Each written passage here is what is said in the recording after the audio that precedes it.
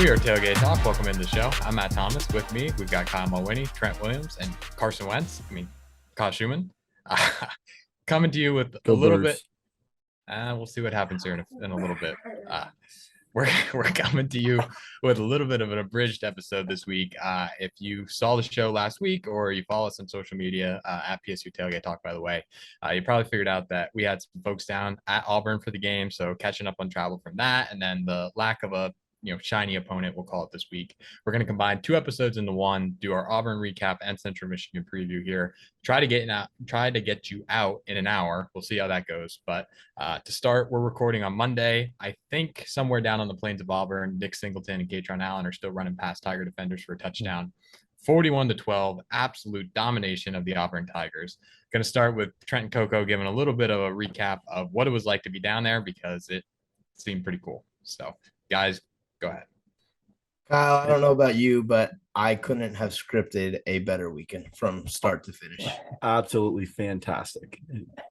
I think first term, we got to say, Southern hospitality, absolutely true thing down in Auburn. Everyone so nice. Hey, welcome to Auburn. Welcome it was to awesome. Auburn. So we flew in Thursday, went to the College Football Hall of Fame. That was pretty cool. They have these badges that you wear that you assign like your team to. So then as you walk through, these sensors pick up your badge and throw Penn State stuff up there. So you're not just looking at all these schools you don't care about. So that was pretty cool. You've seen the simulator we played. That was fun. Kyle, my field goal kicking skills. Kyle mentioned it on the pod early in the season that if I'm ever needed for short yardage, one try, nailed it right through the uprights, plenty of distance. Kyle had 3 attempts, couldn't get it 2 feet off the ground. When he quit. So I'll just say about the College Football Hall of Fame, Kyle, I don't know how you feel, but it was awesome because we were in Atlanta. I wouldn't make the trip to Atlanta specifically for that, but if you're in town, definitely it's definitely worth it if you're in town. And then, I think we got done like two hours or so. Yeah, pretty quick. But then the weekend really started. Went down to Auburn, spent the whole day in Auburn on Friday, and I can tell you this much, guys, it was State College South. Would not. It was truly unbelievable. They were not ready for us. Not ready for Penn State fans. They were not ready for the amount of food and beer to be drank on that campus that day. They were not ready for the number of fans. They didn't have restaurants staffed enough for the number of people. No. They just weren't expecting that many Penn State fans that early in the day, because we're not talking like 5 o'clock. We're talking like from the time we showed up at like 9 a.m. It was just filled. Every place out the door with Penn State fans. Never seen anything like it. Everyone had the same idea of showing up around like 11 noontime on campus, tour around the campus, go to the stadium, walk around, and then go right into drinking, go right into eating, all that stuff. And we went to this barbecue joint called Most Barbecue. Absolutely fantastic. Food, they were out of ribs by 11 o'clock, I think, or whatever they said. And I was we went to a place called Auburn. No, we didn't have any ribs. That was the issue. He wanted them, but they weren't. Went to this place called Auburn Draft House.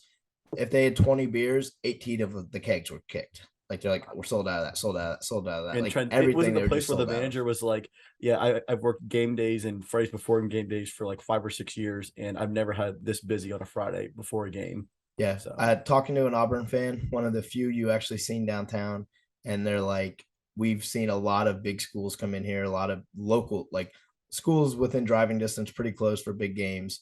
I've been a season ticket holder for 20 years. I've never seen anything like this. By far the most number of people I've ever seen. And it was surreal. You walk into a place and it's no exaggeration. You couldn't find an Auburn fan. Like it was State College. It was one of the most insane. And people on Twitter were like, "Oh, every school's like that." And it's like, no, it's not like that. It's not like that. If you went to State College last year on a Friday, was there a lot of orange walking around? Sure. But it was probably closer to 50-50 on a Friday. This was like 95-5. If there was 100 people, 95 of them were Penn State fans. The video that posted where Tailgate Talk went viral, I think we have like 22,000 views in this video right now. We were at that Moe's Barbecue, and We Are chants are going, and literally the entire bar was in all Penn State fans just doing the We Are chant. It was phenomenal. If only the podcast could get that many views. We'd be sitting pretty. We had a couple viral tweets. We Are chants broke out everywhere. Before we transition to the actual game day, Last thing I'll say, Auburn's campus, absolutely gorgeous. Some of the buildings just so clean. The landscaping was gorgeous. The building truly was a beautiful campus, and they're downtown. Same thing. I will say that talking to some Auburn people, it's sort of transitioning similar to State College, where they have these high rises going up, and it's sort of like ruining their downtown. They feel, and I feel the same way about State College. Like I love the uniqueness of these bars and restaurants, and with these new buildings going up, it's just all the same. I would say my last two takes of the Auburn environment were one, we take our tailgating atmosphere for granted in the sense that we have ample space to spread out with the fields, parking lots, all that stuff. Auburn, they're confined to a few blocks, and everyone has they have all these tents and so they need to reserve their spot like a day or two in advance. Lay out lawn chairs. Here's what the way it works down Auburn, completely different. In Penn State, you tailgate with your vehicle, right? In Auburn, 90% of the tailgates are without a vehicle. So Thursday night they drop their stuff off, and so they're like, imagine the Nittany Mall or like the Paterno Mall, like the library, the mall going to the library. And when I say mall, Kyle, I don't mean like the shopping mall on campus. Those are like the walkways. All right. So imagine those. That's where the tailgating takes place, but you can't park there, obviously. So people get as close as they can, like Thursday, drop their stuff off, take their tailgate stuff to their spot. Friday, park in like parking garages, and then everyone walks to their tailgates.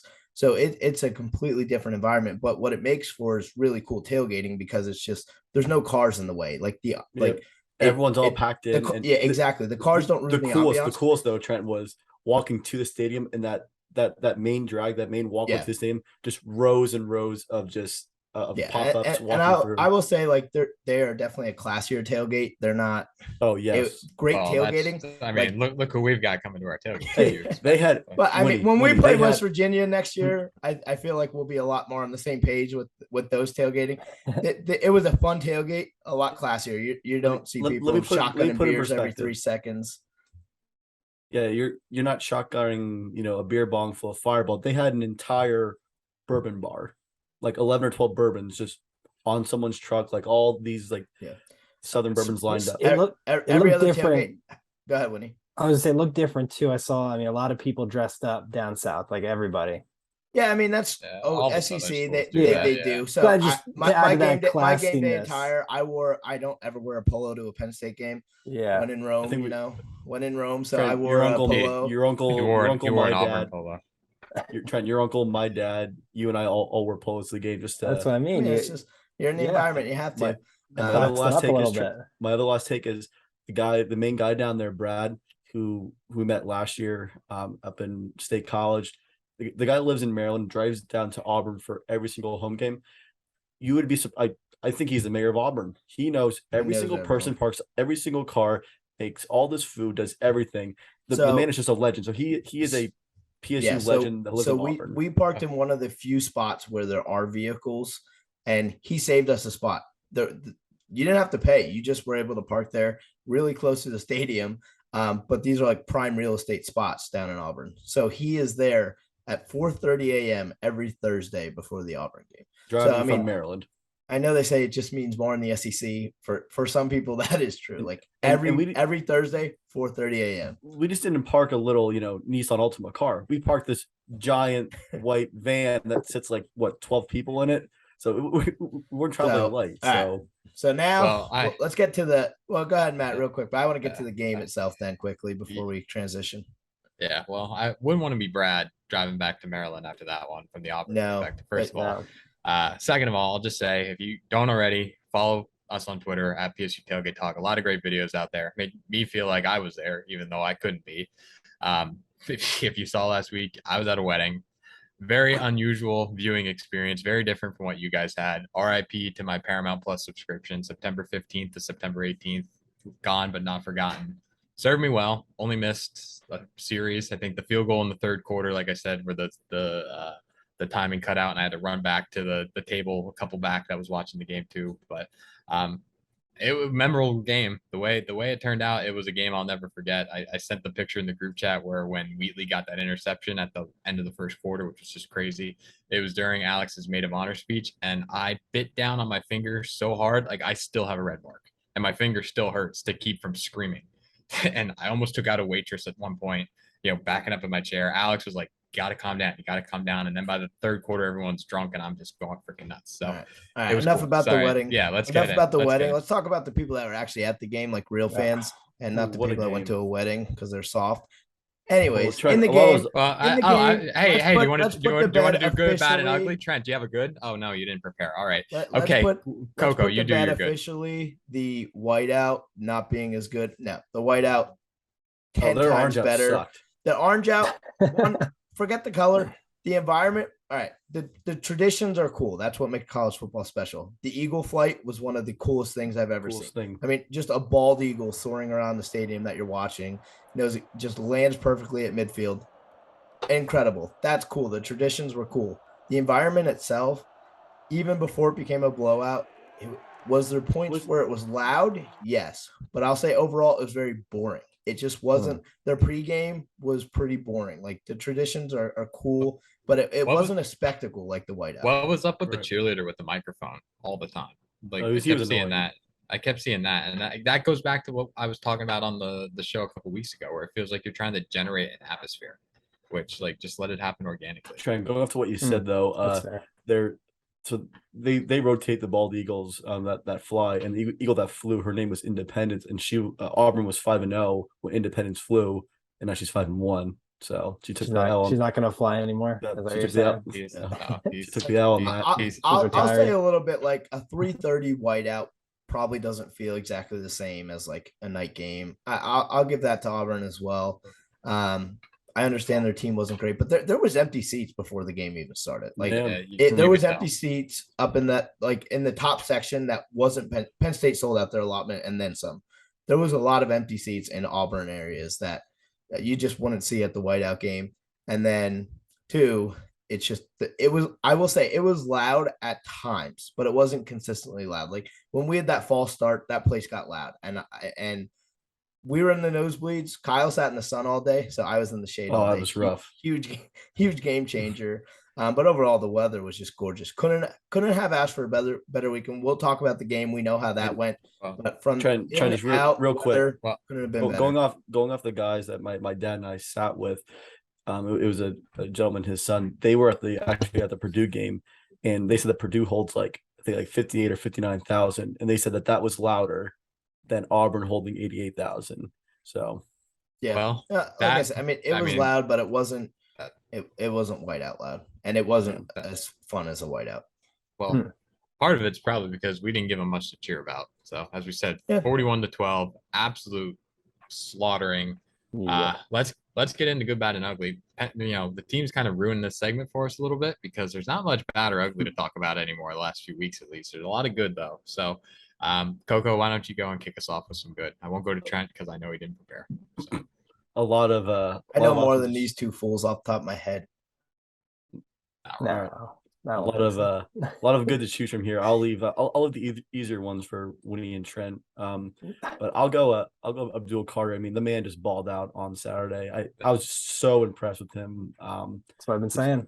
He had eight tackles, 1 sack, 1 forced fumble. I mean, like we always say, he's wearing the number 11 for a reason. He is going to be that next great Penn State linebacker. We have him for a minimum of 3 seasons. So I'm just excited to see where he goes and takes his team. 35 snaps, the most in his career. I mean, he looked fast on some of those plays. That sack he had. Oh my God, it was nuts. He timed that perfectly. Yeah. It was unbelievable. His closing speed. You could just see it. There was a few Auburn fans by us, and they're like, "Wow, is that guy fast?" Like, yeah. With the power though, too, it's just a scary combination. The speed and the power does not look like a true freshman. You look at him and you think like, wow, he looks like he belongs like in the SEC. Everyone says the SEC is better talent gap than the Big Ten or all these other schools. It was just nuts seeing him play and fly around there. So that was my good for the game. When he go ahead and take the one that we need to take. We can't let it go third. No. Do the other one. Do the other one. You get it.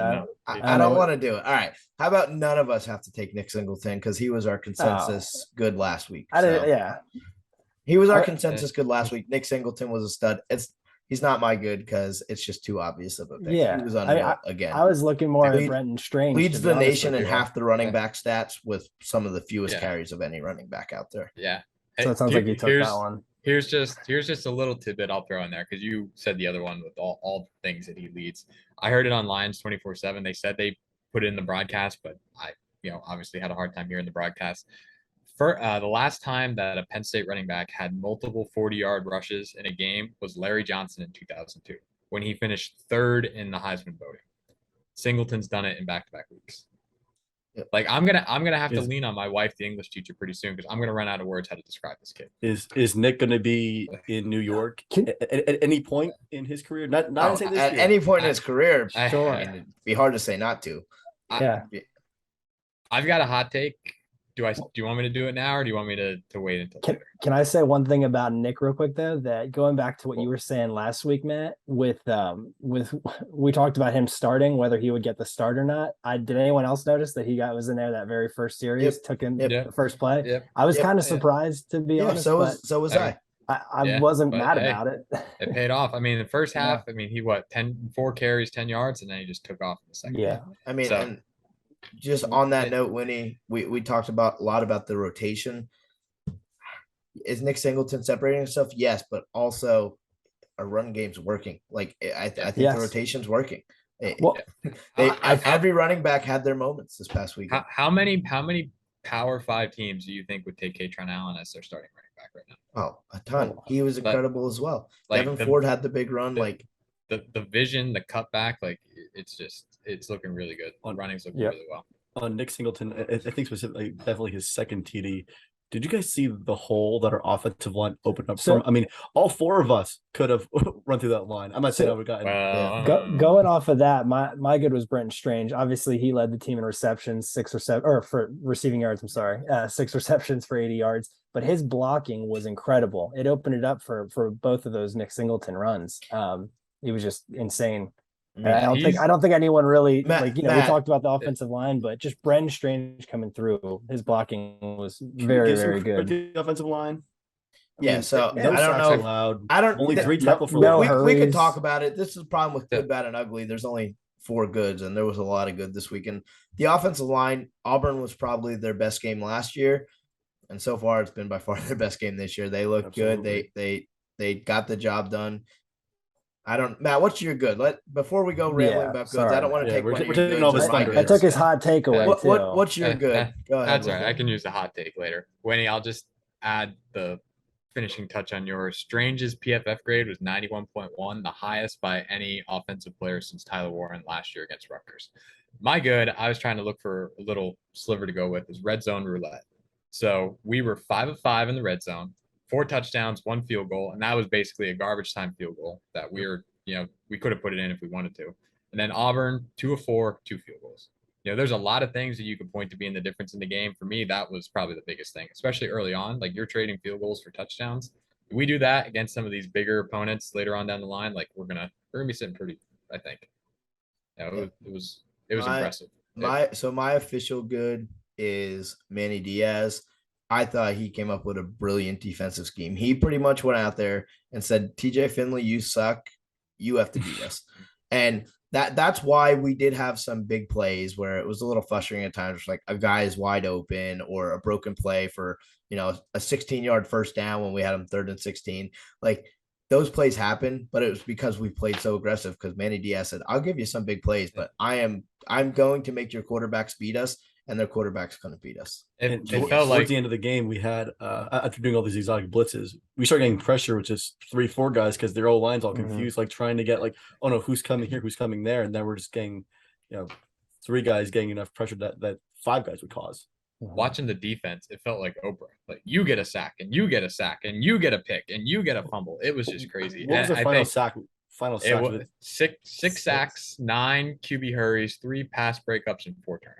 Nice. So and I was worried early on because Finley broke a couple of those runs on third and long, and it's like, here we go again. The thing that made me feel so much better about this team was the fact that we adjusted from the second quarter on, like we put that Mhm. spy on him, and that was the end of it. They went Yeah. from 4 on 6 on third downs in the first quarter to 1 of 10 the rest of the game. But part of Or that, an Matt, adjustment. is like we definitely adjusted, but like part of sending the house is once the plays beyond that line of scrimmage, there's yeah. no one there until our secondary. So you're going to get those plays.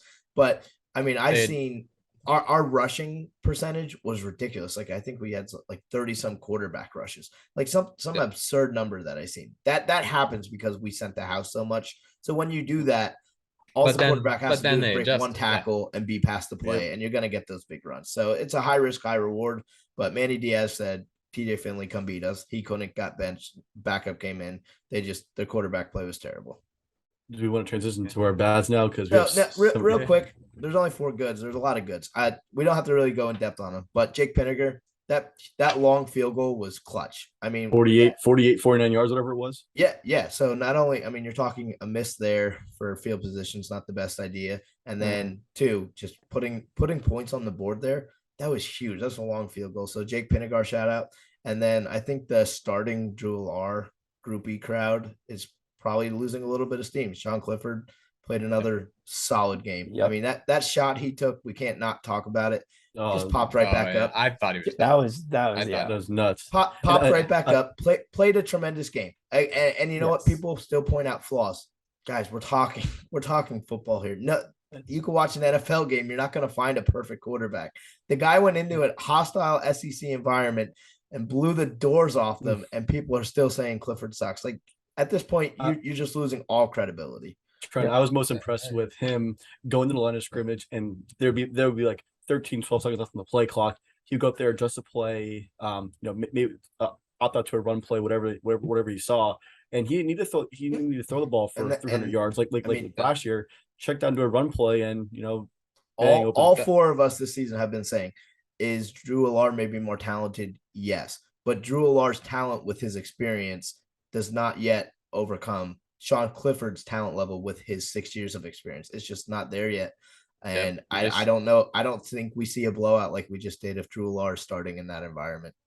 No, I mean, the thing that shocked me, I think, was I don't even think there's necessarily anything scheme wise other than the exotic blitzes that you could point to. Like we just outmatched them in every single phase of the game. Honestly, the game plan seemed kind of bland. Like because it was just pound the rock, pound the rock, pound the rock. 5 rushing touchdowns, no passing touchdowns. The last time we did that and won a game was Michigan in 2020, and that was a completely different scenario where we're just doing whatever we can to try to get the ball in the end zone. This was just we're just going to do it because we can, and it was fun to watch. It was fun to watch. Really, it was really fun to watch. Shout out to Winnie on that trick play. I was just going to say. Okay, I want to call out the coaching staff. Well, actually, no, never mind. I'm going to save that for my ugly. So go ahead. We'll do our bad. Go ahead. Go. I would say, again, very, very nitpicking here. I would say my bad would be our penalties. I think we had 9 for 80 yards, and a majority of them were aggressive penalties. Some defensive hold. Like, we'll give Johnny Dixon. He had that defensive holding. I think he had it. Whoever had it in like in the third quarter, not defensive holding at all. They showed on the jumbotron. It was a horrible call. But I think a majority of them were aggressive penalties, which again for a young team, I don't mind.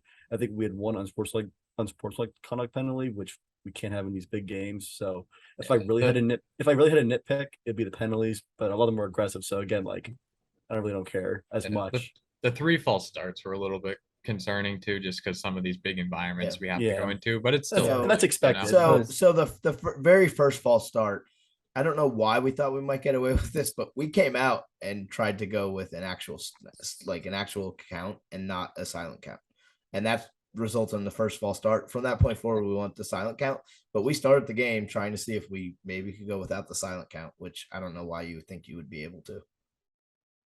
Yeah, I'm not sure. I mean, honestly, it kind of seemed like a little disrespectful from the very start. Like even going for it on that fourth down. I love it. It was just Franklin saying. Did anyone in here disagree with it? No.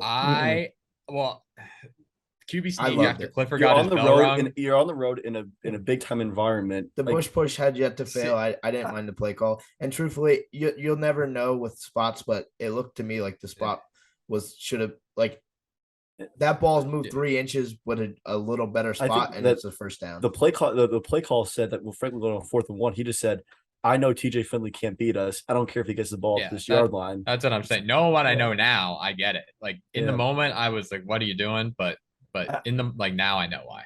I think the only thing I'm really bummed out about is that it didn't work, right? That we didn't get it, because I was feeling really happy every time we saw that, and just seeing Brenton Strange just throw Clifford through the pile. I was feeling like, oh, no one's gonna ever be able to stop us with that. So, but like Trent said, it's a spot thing at times too, where they don't really know. I was happy we didn't get it. We put it on film, and now Ohio State won't be ready for it. So. Matt, what was your bad? My bad is the points off the turnovers. So 4 turnovers, obviously great, but only 10 points off those turnovers. We got points off the turnover against Purdue. We didn't have any turnovers against Ohio, right? I don't think so. No, so I mean, obviously against Michigan, Ohio State, those turnovers are going to be more infrequent. So you got to make them count when you get them. So that's my bad. Yeah, but my only disagreement is when you have that many turnovers, it's hard to get points off every play.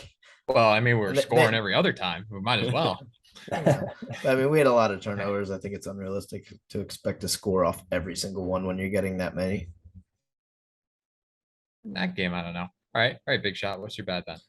My bad's going to be, I don't know. I was just so happy with Penn State this week. I'm going with the Auburn student section. They started leaving. Early in the third quarter, not even before, but when the game was still like one possession, they after Penn State scored there, they started leaving, and it's like, where are you guys going? And then by the end of the third quarter, there was none left, not a single one. It is like insane to me. And I get it at like Beaver Stadium, you do see it start to dwindle down in a blowout and things like that, but not at that point in the game. Like that stadium was empty by the third quarter as a whole. I think the student section started leaving very early. I think that mass migration happened when Pinnaker made that field goal. I think is when really I think it went 24-6 is when that's when everyone just started going back to tailgate. That's when the mass migration happened, but it started sooner than that, which is just blew my mind. That the 3 and out coming out of halftime was huge. Like that made the statement that, all right, this is our game now. Yeah. What you got? My bad again, just nitpicky. I thought the first half defense, there was a couple plays where especially Finley completed some long passes. I think he converted on a couple of them too. So the coverage on some of those plays, as well as some of the tackling early on, I thought was kind of weak. But other than that, they definitely turned it around the second half, like we said, and they were all over him. So it's just nitpicky.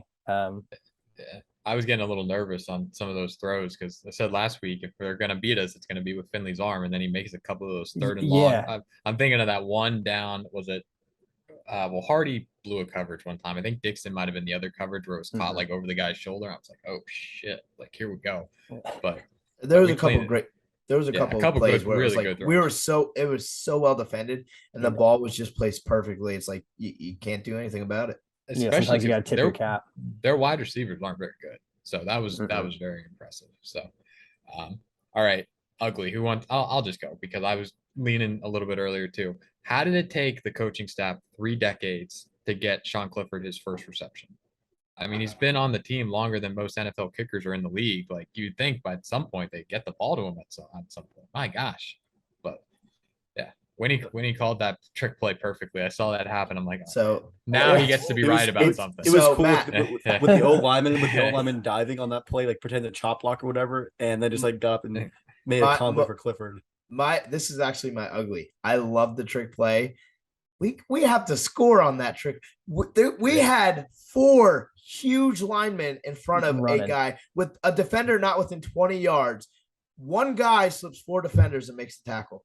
I have 4 blockers and makes the tackle. It's like, guys, we have to score on that play. I think it was Juice Scruggs just completely whiffed on like the easiest block I've ever seen. And the defender made the tackle. That's my Ugly, and it's a very, very, very, very nitpicky Ugly, but you got to score on that trick play there. Like it was executed perfectly. We had the whole team out in front blocking, and one guy slips through and makes the tackle. Yep.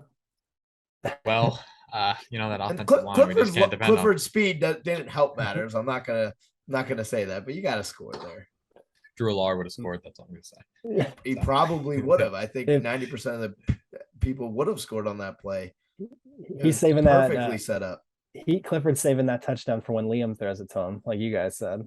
Yeah, and then when I don't know how visible it was on TV, but in the stadium, every single person there was yelling it when he had Parker Washington wide. I mean, you couldn't have got a guy more wide open. And all is well that ends well. We scored on the drive, but I mean, you just wide open. Like, at the same time, he makes that. that mistake there, but also the dime to Mitchell Tinsley on our first scoring drive was nuts. I was thinking about that play more, the Parker Washington. I mean, I think Washington was more the diversion. He was probably like the last check down. So I mean, in the moment, I get it, but like I understand. I don't know. But like it was just crazy. Ask Kyle, I don't know about you, but literally every single person was screaming. Like Washington, like everyone was just screaming it. The Auburn fans were like touchdown. Like it was just he could have caught it, stood there for 5 minutes, and still got in the end zone without any. I couldn't see him going out because I was watching it on this, but you know, I saw it in the replay. But Coco, what's your bad or your ugly? My ugly, not football related for the game, but kind of what trying to hit it earlier in the episode was just Auburn not being prepared at all for Penn State and bars being out of beer at 3:00 in the afternoon. And I think whoever Penn State won this game, but the real winners of the weekend were the vendors downtown. They made a killing this weekend. Seriously, every bar. First off, they also their big bar downtown is called Sky Bar, and they have dollar beverages from like 6 to 9 p.m. It was funny. I walked up with my dad to get drinks, and we were like, 8 beers, a high noon, all this stuff, and my dad thinks it seemed like $50 or whatever.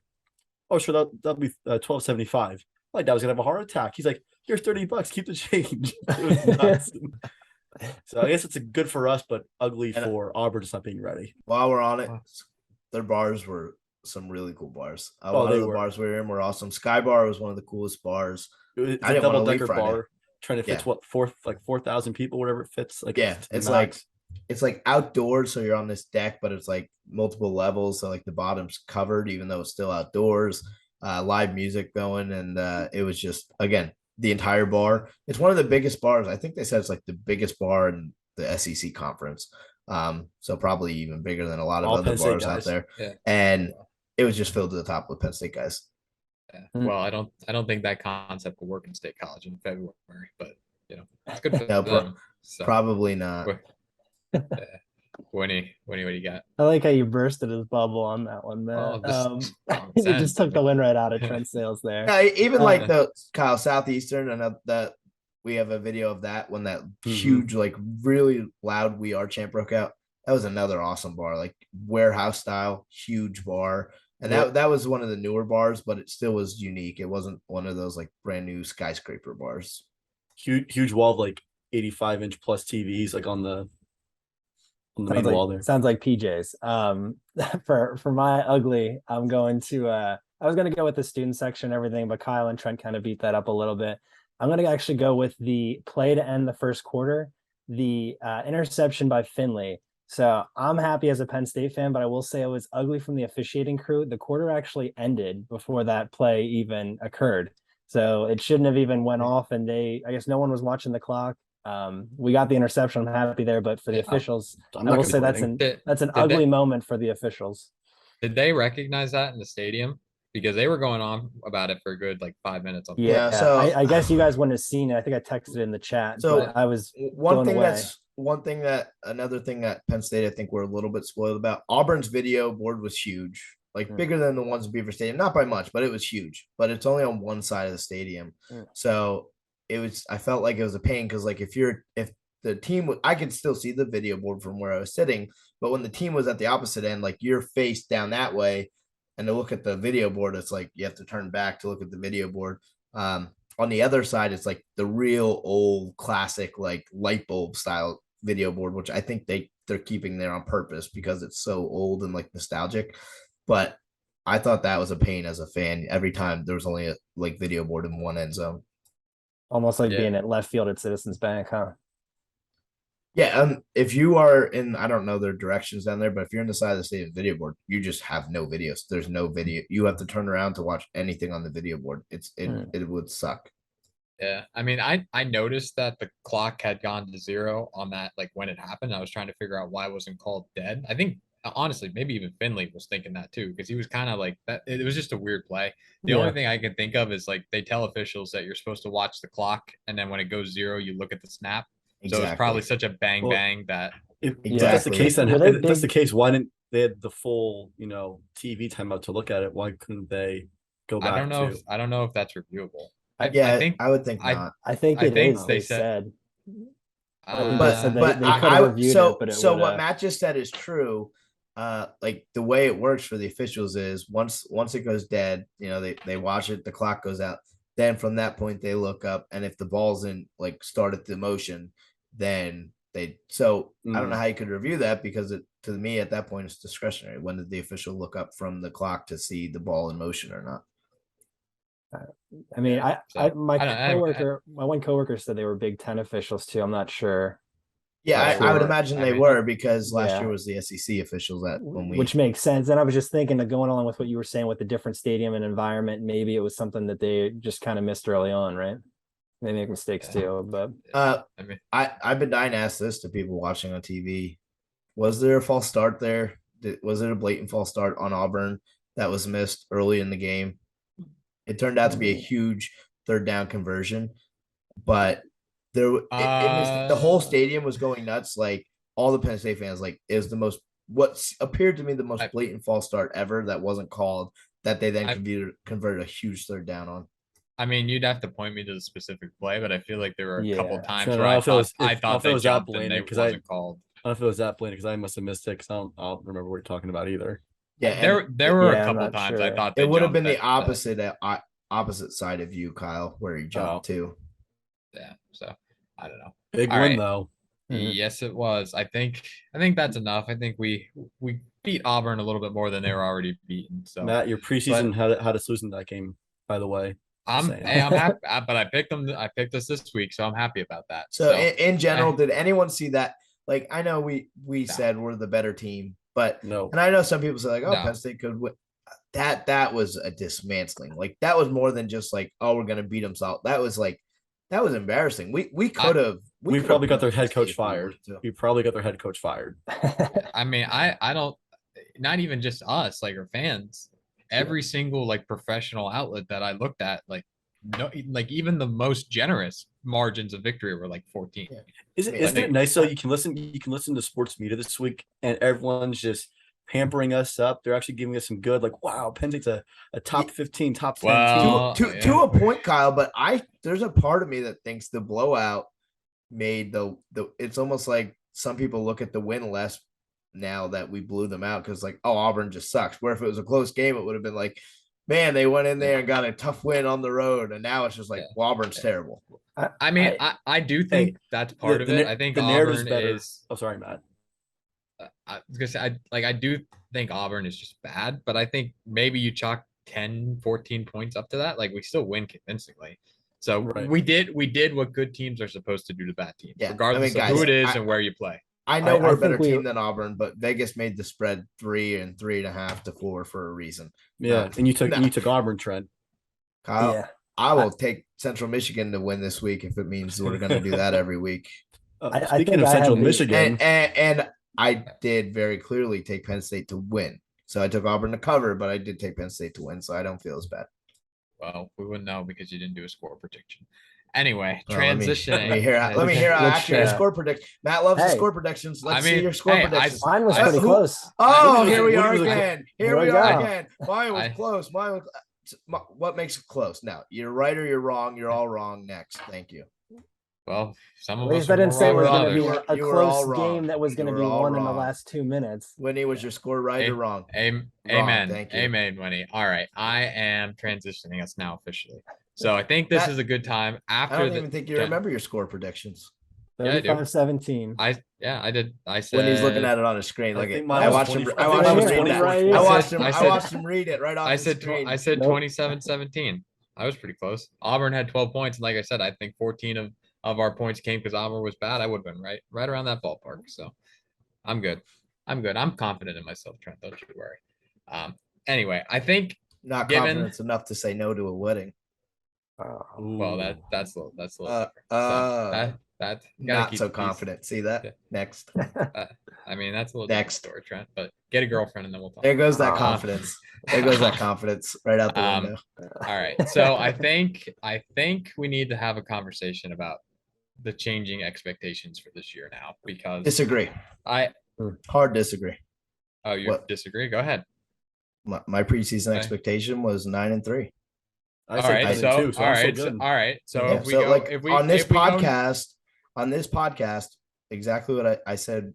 When we went through pick by pick, I said 10-2. The two losses I picked were Michigan, Ohio State, but then I said realistically 9-3 because we'll probably lose one of those the big other 3 games, which is still on the table. So Yeah. So I don't think all right, my so expectations have changed at all. What's the other game? Tell me what's the other game? Because Michigan State. But are Michigan you serious? State, I picked Their Michigan their State. secondary is trash. It's still bad. have you seen us play Michigan State in years past? Still, Have you not seen us lose to lesser Michigan State teams when we're much better? Very true. Matt, do we not drop a game on the schedule every year that we shouldn't? Yeah, that doesn't mean it's not a disappointment. No, That doesn't mean it's not disappointing. But we're talking about expectations, aren't we? Well, I mean, that's my expectation. My expectation was 9-3, and even if we're 10-2, I don't gotta. Okay, so I'm one game off. I got to realign all my expectations for one game. Like Kyle was 10-2. From a national media perspective, yeah, they're doing a lot of realignment. Based on ours, we went game by game. I think our expectations are right along where they should have been. I think it's more Matt and Winnie need to update their expectations. I said 9-3. I said 9-3, and I'll be completely honest with you.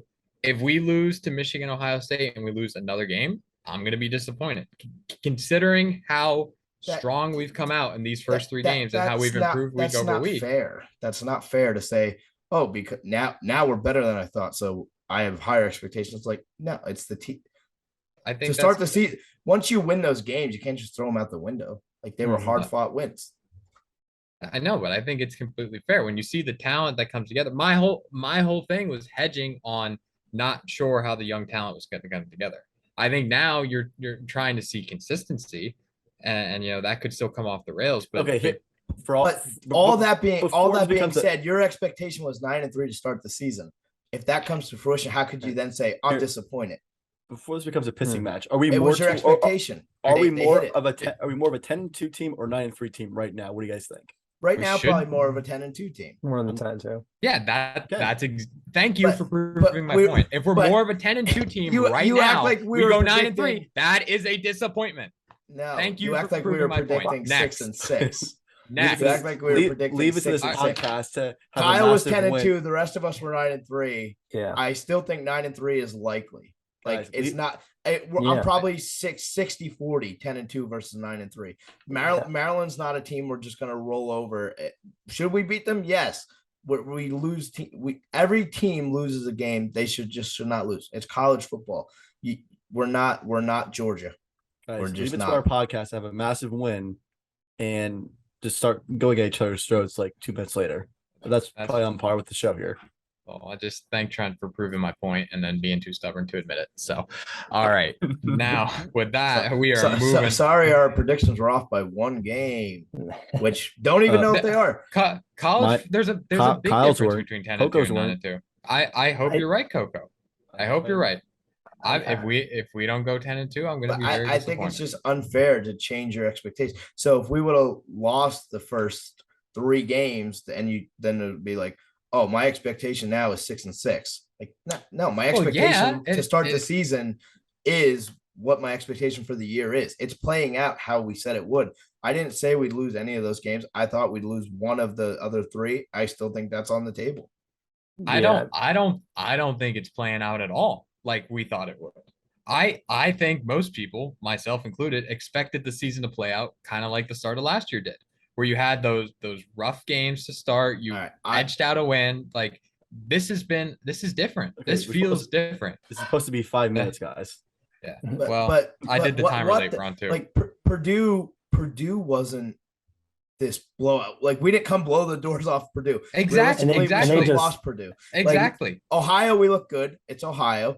This week was the first win where it's like, okay, maybe you could look at this team a little differently, but we're talking one game. I mean, in my opinion too, I don't think Auburn really put up as big of a fight as we thought. Guys, let's be honest. At this point, Michigan is going to tell that's going to be the test. That's the test of this team. Yeah. Not to look ahead, but we should beat Central Michigan. We should beat Northwestern. Correct. We should go into North. And do you feel any? I don't feel. I still don't have any confidence in getting a win at Michigan. I just don't. And that's where I'm arguing. Like, my expectations haven't changed. Do I think we'll play with them? Yes, maybe at the beginning of the year, I thought maybe it'd be less of a chance, but I still would never put a dollar on the fact that we're going to go out there and beat Michigan. I just don't see it. I'd love to be wrong. No, all right. Well, we'll see in a few weeks. Yeah, we'll touch this on the. We got to worry about Central Michigan right now. Thank you, Coco. 1-0. Someone needs to be the voice of this podcast and keep things in line. Thanks for being our anchor. Matt can't do it. Thank you. Well, I mean, I'm just sorry that I expect more and demand more from my team. So anyway, Central Michigan, third year under Jim McElwain. If you remember, Florida took them to back-to-back SEC championship games. Last year they went 9-4. Tied the West Division of the MAC. It finished the season on a 5-game losing streak, but did lose a decent amount of talent to the NFL and the transfer portal. This year they are 1-2 with a win against Bucknell and losses against Oklahoma State and South Auburn. I think we talked about it a couple weeks ago, how they put up 44 against Oklahoma State. So I mean, their offense can score. FPI, they're 93. Stat wise, not too much that stands out. 18th in passing in the country. Their quarterback had 2,600 yards last year. Running back had almost 2,000 yards last year. Defensively, the only thing that really stood out to me was their one defensive lineman, Thomas Akun, has 3 of their 6 sacks. So, the 3 kind of key things I think are cleaning up the penalties. We don't need to go into it deep because Coco, you already talked about it. Like, we want it to be better. The pressure, I said they lost a lot of guys. They lost their starting tackles to the NFL draft. So they've already given up 5 sacks. Their quarterback isn't mobile. And then handle the expectation. Kind of this, like we talked about this, now going from an under the radar team to a team that everyone nationally is talking about. We always play better as an underdog. I just want to see them continue to get better each and every week and stay hungry and, not get out in front of our skis, because we do have some big games coming up. And these are some sleepy opponents. I think this team is different where with Sean and Franklin, I think they're not going to let us give too big of a head yet. I really think that, because Franklin come out and said, he can say from experience that there have been times where we sleepwalk these games. And I still think that we're going to punch them in the mouth. I feel like this team with these young guys is different. I can't say why. It's just different. They're different vibes. Thank you. That's exactly what I was just saying 2 minutes ago. But this is going to be a testament of itself to see how they handle this now, because they went from no one kind of expecting much out of them, the 3rd best team in the West, to now on the CBS broadcast they're talking about us being Big Ten title contenders. I don't know if we're there, but that's the expectation now that you have to deal with because of what you did on Saturday. So.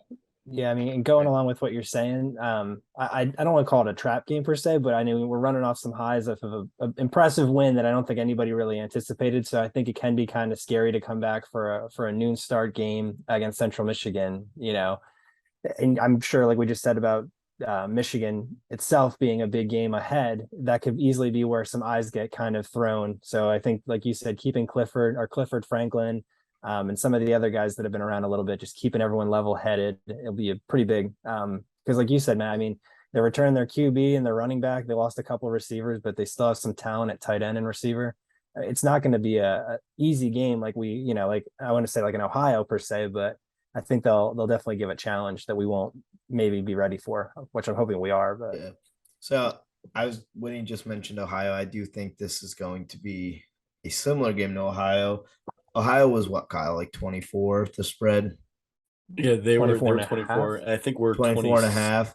We're 27. This is 27. So, yeah, I mean, we came out to – I do think Central Michigan's a better team than Ohio. I think it should be – but the spread is a larger spread, partly because of the way we've been playing for sure. I think – but a lot of the same stuff that we said against Ohio I think still holds true here, right? We want to come in, play a clean game like Matt said, and then really we just want to get points on the board early, hold them to minimal scoring so we can get young guys in as soon as possible, keep our players healthy. That's a big thing. at this point in the season, the more guys we can sit, the less chance they're going to get injured out there, and keeping that healthy roster going forward. And in addition to sitting those guys and keeping them healthy, we get the young guys a lot of experience, which, as we know, there are a ton of young guys on this team that could use it. Yeah, we I mean, hell, we got Allard in with the ones in the Auburn game. So, but I really do think that if we play our game, play a clean game, young guys in, no injuries, let's go to Northwestern. We should beat this team handily. Let's just call a spade here. Let's go in and get out. Have a good Saturday. Yeah. I I mean, like it. normally I would say, like, I mean, they're 124th in passing defense in the country. So I would say, like, just throw the ball over them. But I think we're going to come out and just run it down their throats again. Like, Yeah, I'm fine with that. That's what I hope to see. I never thought I'd be saying that, but there you go. but you know, I Yeah. mean, just Winning give is a it, couple like, things, huh? like, I mean, let's not get carried away. But if we do that again, like, man, it's Yeah. gonna feel really good. I think when he's happy, we're Plus, running now a lot. we have to keep Nick Singleton's stats up. Yeah, Yeah. we need him that 1,500 yard season I predicted. When did you predict that? I don't It was remember a that. question did. in one of the last calls, I think. Do you think Oh, he wow. get over 1,500 yards in the season? I mean, if he was getting the rock every single carry, there's a chance. But I with don't that know. with that rotation, I mean, as we get into some tougher play here, some Big Ten play, if he keeps breaking these yards like he is, if he keeps breaking runs like he is, he will be a Heisman contender. Like, it's unrealistic to expect him to continue averaging 11 yards per carry. Yeah. Yeah. I mean, honestly, I'm not sure how much else there is to say about this game. Like, it's I think it's Kyle kind of I really think you could just go back and watch our Ohio preview and paste it over this game. Yep. It's very Yeah. similar teams that they play in the same conference. They're not that different. I'd argue Central Michigan's a little better. Mhm. But and what we seen against Ohio was what we thought we wanted to see, is exactly what we did see, and I'm hoping that holds true this weekend as well. actually here's a different angle that we probably haven't seen yet, which will be a good experience. A quarterback that can throw, and a running back and a decent running game. Like, we've seen one, we've seen the other. We haven't seen both together. So that's probably something to try to watch out for. That's fair. I don't think, like I said, the running back hasn't been stellar yet, but he had 2,000 yards last year almost. Their quarterback has 900 yards already this year, almost, just about. So I mean, it's going to be a good test for the defense, especially some of the younger guys. But I mean, given what we've seen so far this year, yeah, no reason to expect that they won't. Yeah. One thing I'm looking to So. see in this game is, and this might sound weird coming off the Auburn game and what we just watched, but I'm looking to see a pass rush when we're not sending the house. Like, I'm looking to see a pass rush when we're drop back in coverage and we're playing a solid zone coverage back there, and we have all of our linebackers sitting back there. I just want to see a natural pass rush from our four guys up front on a more consistent basis this game. It's a lot easier for those guys. Those guys had pass rushes in Auburn, but it's a lot easier to get a pass rush when the offensive line's worrying about a blitz coming through the hole every single play. Yeah, I kind of said that earlier, how at the end of the game we were getting pressure with 3-4 guys, but that was after we were sending like 7. Yeah, So. and at that point the game was out of hand. Like, we didn't see a fantastic pass rush in the first 2 games when like Purdue, for example, when you had Aiden O'Connell back there and a very pass focused team, when we couldn't play quite as aggressive as we could against Auburn. So I'd like to see that this week. That's one of the biggest improvements I'd look for. Yeah, and I think we can. Like I said, they're breaking into new tackles. Yeah, I think Chop's looking better and better. Yeah, he's scary. He's scary good. So, anything else that we need to touch on for this one? I don't know. Winnie's coming now, so I'm shocked. I was always going. I don't know about that. I'm shocked. That's all. So, That's all I had. Get in, get out. Yep. All right. You want to do pick your plate, Coco? Yep, we can do it. What's the recap from last week before Yeah. we forget? Yeah. Like Let's we go did Speedy last- I was gonna say, Gonzalez. Come I'm on. gonna get that first here. Last week, I'll throw the graphic up here with our pick spreads here. But I went 2-3-0. Makes me 8-9-1 overall. Trent also at 2-3-0, which brings him to 9-8-1 on the season. Matt, off of a very hot start, took a big step back this week, going 1-4-0, but still has a season lead at 10-7-1. Winnie, winner of the week here, going 3-2-0. What happened to fade Winnie?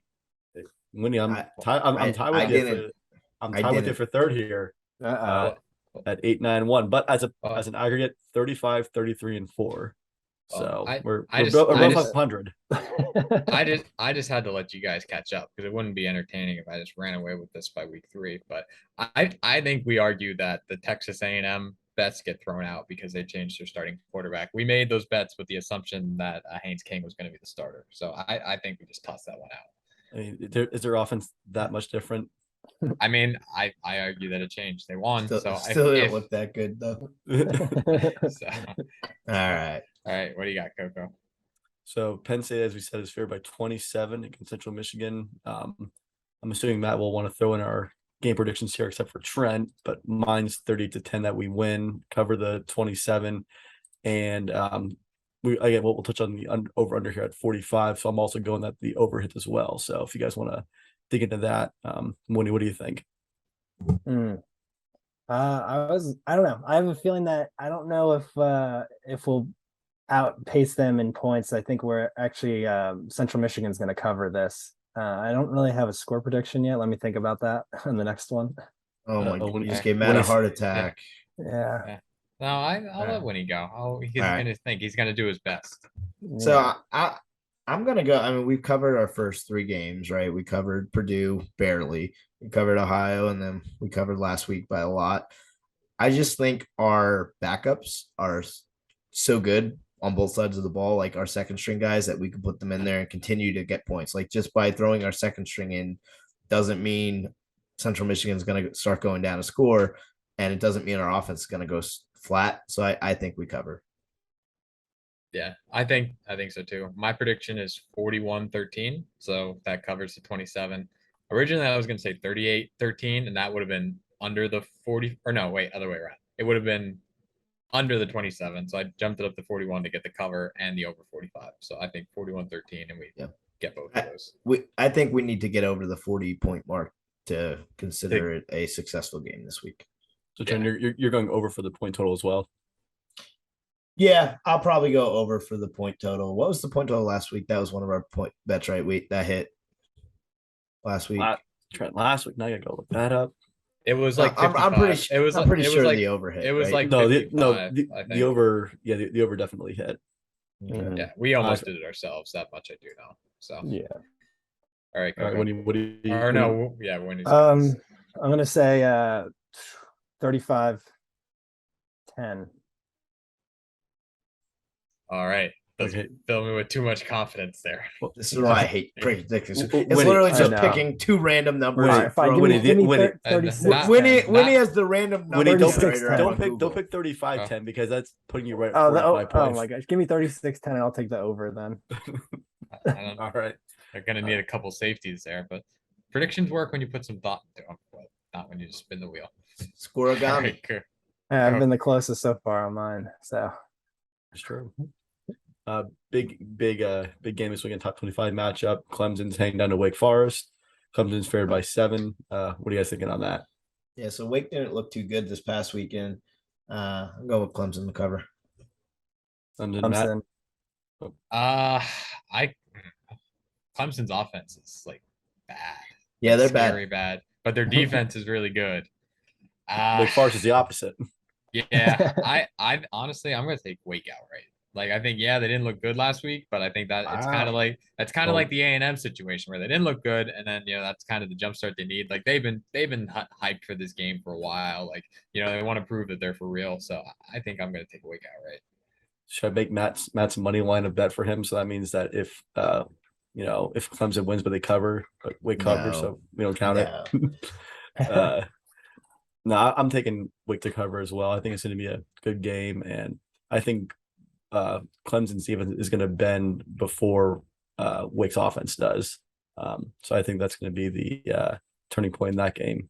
Did you say your pick already? Clemson. You said Clemson. Trent and I are sticking together again. Oh boy, he had a good week last week. Ride the hot hand. Yeah. Another Next another one. big another big game this weekend. Big point total here. Florida heading down to Tennessee. That's where I believe game day is going down to Knoxville for that. But more Yeah. importantly, that's where Josh Pate's going. So Kyle, you know I'm gonna ask you what's the spread? I think God damn it. I mean, Now we get- that plays. So when we're picking an over under, so Oh. Kyle, the bet for this game that Kyle's choosing for pick your play is 60 over under 62.5. But I like to know what the spread is. Tennessee by 11. Failing to prepare is preparing to fail. Kyle, Coco. every game you throw up there, just if you're picking the over under, give me the spread. Tennessee and vice by versa. 11. All right. I'm gonna go over. I mean, again, I think we talked about this a few weeks ago. Tennessee could probably do that by themselves most games. Yes. I mean, I think the Anthony Richardson hype train is completely So off funny. the rails. That has But been He was a derailed. Heisman winner. Anthony Richardson was a Heisman winner week after week 1. Then everyone just throwing him out to sea and casting him out after week 2. Yeah. But I mean, you figure For good still reason. like Tennessee's defense is still not stellar. They're better than they were last year. So even if Florida scores roughly around where they do, that 20 points, then you're talking Tennessee scoring 40, which they could do easily. That's the thing is you gotta trust that Florida offense to get you that 20 or 25 All points, right. whatever. So I think it's Less in depth feel good. analysis on these games. We're over Yeah, I'm taking the That's- over as well. That's why people come here. now. All right. I'm taking the under. There we go. one quick Penn State prop bet here. Penn State quarterbacks over under 3.5 passing touchdowns against Central Michigan. Matt, you hinted at their lack of pass defense. So what do you guys think for this? I still think under because I think we're gonna run away with it. I think we're gonna just try to run the ball down their throat, and then once we get up, we're gonna just keep it vanilla and run the ball. So I'm gonna go under. I think we getting 3 touchdowns is not passing touchdowns, not unrealistic, but that 3.5 is where I go under. Yeah, I'm with Matt. I think it's gonna be in that 3 or 4 range. This game, I feel like this is a game though that will go over just because I think you get a lot more bigger passing plays in these games where when you're on the 20-yard line for a passing touchdown, where the Auburn game was more like, you'd get tackled at the 5 and then your first and goal from the 5 and couldn't run the ball a little more. So I'm gonna go over. I'm gonna take the under with Matt. If I'm not mistaken, Clifford's only thrown 1 passing touchdown in the last 2 games. So I know that there's obviously young guys that could come in and throw the ball as well, but I'm just gonna take the under on that note.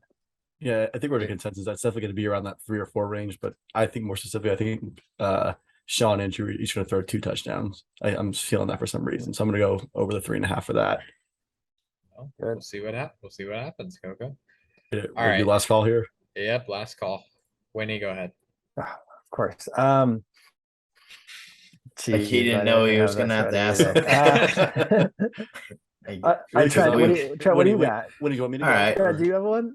I'll go. So we're through 3 games. I feel like at this point in the season, this is the least I've seen from a fan base perspective of Franklin complaints. So my question is, has this been Franklin's best coached season through 3 games in his tenure at Penn State? Yeah, has to be. Yeah, I mean, other than the first couple years where he's not really on the hot seat. Just performance wise and everything. Yeah, definitely has to be. Maybe we're just saving them for that tough 3 game span. We're back pocketing them for then.